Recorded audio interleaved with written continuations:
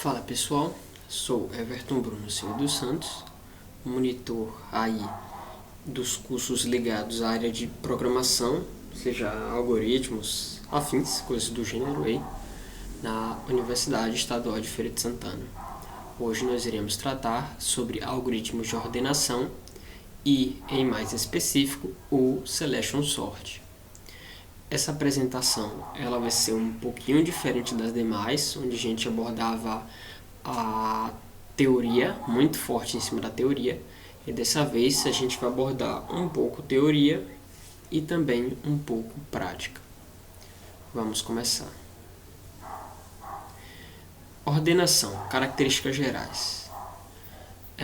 Definição do processo de rearranjar um conjunto de objetos em uma ordem ascendente ou descendente. Então, a definição de ordenação é essa, a gente já conhece. Motivação visa facilitar a recuperação posterior de itens do conjunto ordenado. Exemplo disso nós temos uma lista telefônica, nós temos uma agenda de contas e entre outros. Acredito que talvez isso hoje tenha mudado, mas nos colégios, até algum tempo atrás, o arquivo dos alunos ficava, por exemplo, em uma gaveta e, por exemplo, os teus documentos lá no colégio ficariam dentro de pastas e essas pastas seriam por letras. Mas para que fazer isso? O objetivo é organizar, feito através de quê? De uma ordenação. Então, tá aí também um outro exemplo de ordenação que a gente vê no mundo real. A gente tem aqui na computação alguns exemplos. Deixa eu pegar minha canetinha aqui.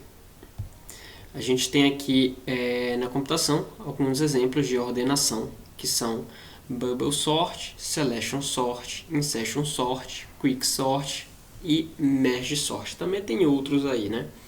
Mas hoje, em específico, a gente vai tratar sobre o Selection Sort. Ele é um algoritmo bem simples de se usar. Ele só não é mais simples do que o Bubble Sort, que a gente viu na aula anterior. Vamos avançar. Ordenação com o Selection Sort. Como funciona? Selecione o menor item do vetor, troque-o com o item da primeira posição do vetor, e o terceiro passo você vai repetir essas duas ações de operações com os n-1 itens restantes. Depois com os n-2 itens restantes, até que reste apenas um elemento. Então, como é que ele faz? Ele faz uma seleção. Ele está ali em uma determinada posição e ele vai procurar quem deveria estar naquela posição.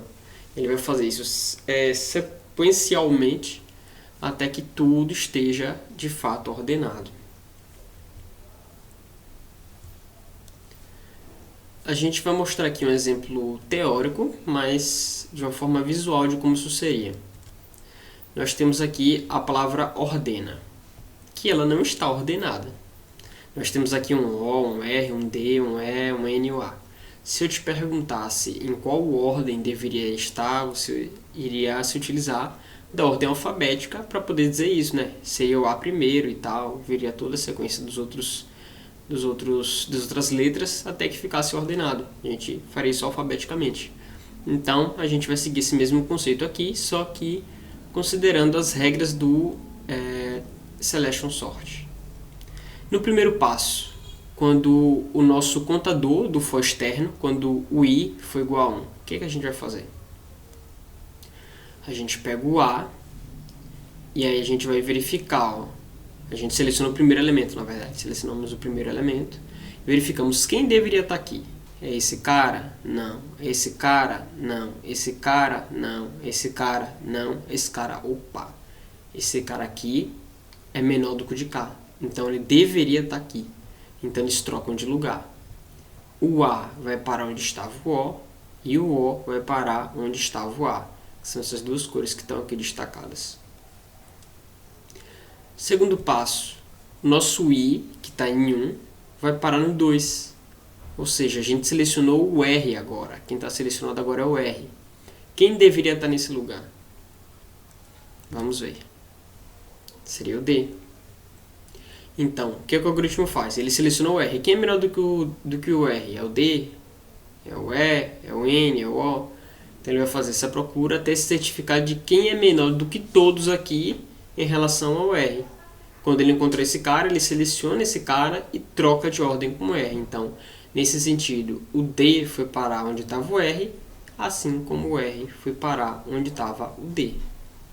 Vem o segundo passo. A gente agora seleciona o nosso R para trocar de lugar. Quem que vai trocar de lugar com ele? A gente vai descobrir aqui quando I é igual a 3. Ele vai fazer o quê? Ele sai verificando quem é menor do que o R, quem é menor do que o R, quem é menor do que o R. Opa, menor do que todo mundo aqui em relação ao R foi o E. Então o que acontece? O R assume o lugar do E e o E assume o lugar do R. Selecionamos agora o próximo elemento, que é novamente quem? O R de novo. Veja só que interessante. O R vai ser selecionado uma outra vez. Por que que sim, Everton? Porque ele trocou de posição. E as seleções que a gente faz é sempre por posição. Seleciona primeiro, segundo, terceiro, quarto, quinto. E verifica sempre quem deveria estar naquela posição. Então, como o R estava aqui e a gente percebeu que ele deveria estar nesse outro lugar, então o que a gente fez agora foi selecionar ele mais uma vez, porque ele foi parar no lugar onde a gente está selecionando para ver quem deveria estar ali. E o que acontece? A gente percebe que quem deveria estar no lugar dele é o N. Então, o N assume o lugar do R e o R assume o lugar do N. Então, lembre-se disso. O Selection Sort ele também tem essa característica que é similar ao Bubble, de fazer inversões de posição. Ou seja, se a gente encontra um elemento que é menor do que o outro, então eles trocam de lugar, né? Então, é muito similar ao Bubble nesse aspecto aí. Mas, diferentemente do Bubble, não é de par em par. A gente seleciona alguém ali nas posições. Agora falta só mais um cara, né? Pra gente deixar tudo ordenadinho. É quem? Esse cara aqui, ó. O que foi que a gente fez? A gente selecionou o R mais uma vez. Olha só quantas vezes o R foi selecionado. Por que isso aconteceu? Porque ele sempre estava indo parar na posição em que a gente estava selecionando. Então foi uma obra do acaso isso aqui ter ocorrido. Mas geralmente não é o que acontece. Então o que foi que aconteceu mais uma vez? O O assume o lugar do R e o R assume o lugar do O. Assim nós temos a palavra ordena com todas as suas letras ordenadas. Ficou um A-D-E-N-O-R, Adenor. Mal dá para ler isso. Mas enfim, é isso que acontece. Vamos para a prática? Eu tinha dito que a gente faria uma parte teórica, que é muito sucinta, pequenininha, simples. Mas agora a gente vai partir para a parte prática. Vamos lá então. Vamos implementar esse algoritmo aqui, para vermos como é que fica. Vou aqui aumentar um pouquinho a fonte do nosso Visual Code Studio, que é uma ideia muito incrível. Se você não usa o Visual Code Studio, você está errado. Mas vamos lá, né? A gente dá aqui um def, digitamos Selection Sort, Selection Sort. Nós vamos pedir uma lista, por exemplo. Aqui dentro o que é que a gente faz? O primeiro passo é a gente estar pegando o tamanho da nossa lista, para a gente saber até onde a gente pode percorrer. O que é que a gente faz? Ó, escrevemos que o tamanho, nossa variável tamanho, é igual ao comprimento de nossa lista. Perfeito. O que mais a gente vai fazer? A gente vai fazer agora o nosso for. O for que trabalha com o i. Como é que isso funciona? Ó, você dá um for i in range. Range o quê? Tamanho, que foi o tamanho da nossa lista que a gente pegou, subtraindo o valor 1. Aqui dentro, o que é que a gente faz? A gente precisa pegar o índice do menor elemento posterior ao elemento que a gente está selecionando nesse exato momento. Então, se eu estou no primeiro elemento, eu tenho que verificar quem é menor do que ele. Porque se eu encontrar alguém que é menor do que ele, esse cara que é menor do que ele deveria estar nesse lugar. Então, o que a gente faz? Ó, índice menor elemento. Estou criando variáveis com nomes bem grandes para ficar fácil de vocês entenderem, ok? A princípio, a gente vai presumir que não precisa ordenar. Então, por essa razão, a gente vai presumir de início que o índice do menor elemento é o índice atual que a gente está selecionado no for de fora. Então, essa é a primeira coisa que a gente faz. A gente presume que ele é. Em seguida, a gente faz um for j em range. O nosso for j em range vai partir do i mais 1 e ele vai até o tamanho da nossa lista. O que mais agora falta a gente fazer? Um simples if, uma verificaçãozinha, né? A gente escreve aqui, ó, lista. Pegamos o índice da nossa lista, pegamos o índice j e verificamos se o índice j é menor do que a lista no nosso índice que a gente está supondo que seja o índice do menor elemento. Então, olha aqui, ó. Se no índice j ele for menor do que o índice que a gente presume que está o menor elemento, o que a gente faz? A gente pega o índice de menor elemento e diz então que ele é igual a j. Por quê? Porque se esse j aqui ele entrega para a gente um elemento que ele é menor do que o elemento que está contido nesse índice, quer dizer então que ele não é menor. Não sendo menor, o que nós devemos fazer é alterar o valor desse índice de menor elemento. O que é que a gente tem que fazer agora? Agora a gente tem que fazer aquela coisa da troca, né? Aquele swap que eu tinha mostrado para vocês. Que quando a gente encontra alguém que deveria estar naquele lugar, a gente troca de lugar esses dois elementos, fazendo inversão de posições. Então o que é que a gente faz? A gente escreve aqui menor elemento sendo igual a... Vou dar uma roubada aqui, né? Para facilitar a minha vida. Copio e colo. Então, menor elemento vai ser igual ao elemento que está no índice do menor elemento. Então, a gente vai dizer que a lista no menor elemento vai ser igual à própria lista, só que na posição i, que é quem? Que é o cara que a gente está selecionando agora. Então, a gente está dizendo que o menor elemento deve ser quem? Deve ser esse carinha que a gente tinha selecionado aqui, no i. Ok?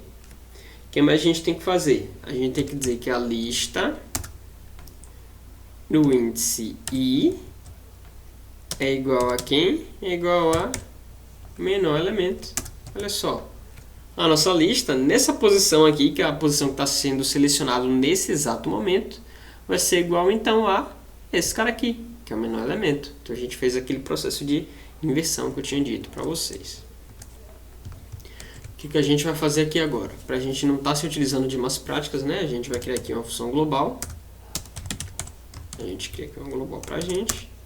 E a gente vai fazer um teste, ó. Criar aqui uma variável aqui, um nome qualquer, sei lá. Deixa eu pensar um nome aleatório. Pronto. SDF, nem sei o que é isso. Vou botar a abreviação na minha assinatura. Pronto, SDS. Isso daqui é igual a uma lista. Vou pensar aqui alguns números bem aleatórios, sei lá. Pensar em 4, pensar em 5, pensar em menos 7. Olha só que legal. Menos 7. Menos 255. Deixa eu pensar aqui outro valor. 214. Pensar outro valor aqui. Um 8. Pensar em 10. Pensar em 22. Pronto. Isso aqui não está ordenado. De forma alguma ele está ordenado. O que a gente vai fazer para ordenar? A gente vai chamar nossa função, ó. Selection sort, e a gente passa para ele quem? O nosso SDSzinho aqui. A gente vem aqui, dá um print, e dá um print nessa lista aí que eu criei com esse nome estranho. Mas como eu sou um cara esperto, o que eu vou fazer? Vou fazer isso aqui, ó. Olha só. Lista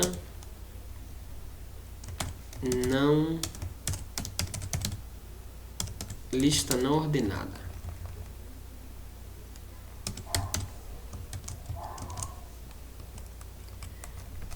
já aqui, só vou copiar, vou trocar o nome para lista ordenada, ok. A gente dá um F5, eita, esqueci de uma coisa, tem que chamar a função principal, senão não executa. Dou um F5, vamos voltar para rodar, para ver o que vai acontecer. Olha só, ele ordenou.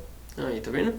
Lista não ordenada. Até os valores originais na ordem que a gente colocou. 4, 5, menos 7, menos 255, menos 214, 8, 10, 22. Menos 255 é o menor valor. Então ele tem que ficar aqui. Menos 7 é o segundo menor valor. Aí depois vem menos 4, 5, 8, 10, 22 e 214. Então ele ordenou da forma que a gente queria que tivesse sido ordenado.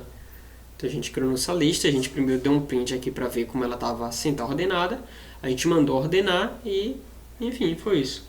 Talvez alguém esteja se perguntando, Everton, você não retornou a lista, então por que tu não retornou ela, mas ela está ordenada? Tipo, não tem um return aqui, pegando uma variável, tipo assim, sei lá, uma variável qualquer e dando igual e você não está dando um print. Por que isso? A resposta é simples. Quando a gente lida com a estrutura de dados como uma lista, você já deve ter visto isso, né? Se você provoca alterações nessa lista, você não precisa dar um retorno, porque o que você tem é uma referência de memória. Então a referência de memória que está aqui e que está aqui em todos os outros lugares é a mesma. Então essa lista foi alterada através de sua referência de memória. Então não importa o que você faça, você não precisa dar um retorno, que ela vai estar alterada de qualquer maneira. Alguém entra em dúvida, porque antes a gente tinha mostrado esse processo aí utilizando letras, não foi? A gente usou a palavra ordena e agora a gente usou números. Vamos então fazer com letras. Vamos tentar a palavra ordena. O, R, I, E, N, N, ordena, ok. A palavra ordena não está ordenada. Vamos ver como ela vai ficar ordenadinha? Olha só que legal. Ó. Começando com O, tá vendo? O, R, D, E, N, A. Ordenada, na nossa lista não ordenada. E por fim ela está sendo ordenada, ó. Olha lá. A, D, E, N, O, R. Agora ela está de fato ordenada. Talvez alguém se pergunte se esse algoritmo vai estar aí disponível no nosso slide. E sim, ele está disponível. Vocês podem estar aí se utilizando dele, estar fazendo testes, modificações se acharem necessário. Mas por hoje é isso, né? A gente tem aqui a referência do que eu utilizei para criar esse algoritmo, que foi do livro de Robert Laforre, Estrutura de Dados em Algoritmos em Java, mas embora a linguagem seja outra, a lógica é a mesma. Então tá aí a minha fonte de referência. Tem mais dúvidas? Consulte seu professor ou então seu monitor também, né? Então, é isso, pessoal, e até a próxima.